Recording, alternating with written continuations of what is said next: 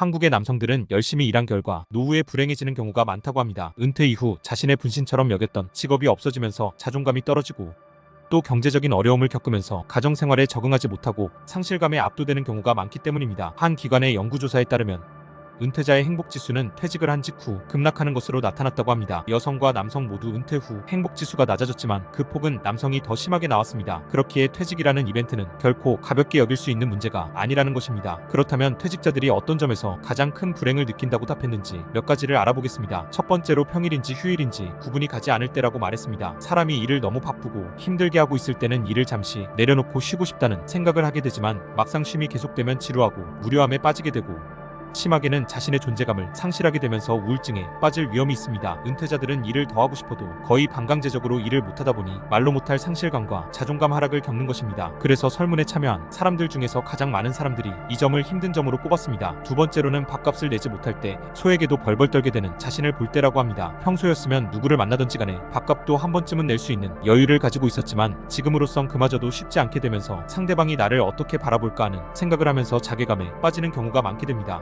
평소 습관적으로 할 수 있었던 것을 못하게 되니 자신이 한없이 초라하게 느껴집니다. 돈이 왼수다라고 이야기하지만 정말로 돈과 원수가 된 자신은 한없이 비참해질 수밖에 없습니다. 세 번째로는 나를 소개할 타이틀이 없어졌을 때라고 합니다. 좋게 말해서 퇴직자지 실상은 백수 늙은이입니다. 한때 전성기를 맞아 조직에서도 중책을 맡으며 팀을 지휘하던 시기도 있었고 월급도 빵빵하게 받아 아내에게 큰 소리 칠 수도 있던 적이 있었지만 이제 그 모든 것이 다 지나갔습니다. 결국 더 이상 내 자신과 같이 여겼던 직업이 사라졌습니다. 그래서 여기저기 프랜차이즈 사업 설명회도 가보고 창업도 고려해보지만 여의치 않습니다. 결국 여기서 주저앉을 것인가 먼 하늘을 보면서 한숨을 쉬게 됩니다. 그렇기에 은퇴기에 이런 어려움을 겪지 않기 위해서는 미리부터 준비를 해야 합니다. 재무적으로도 직업적으로도 말이죠. 그 대비책을 아래 영상 더보기에 준비했습니다. 꼭 확인해보세요.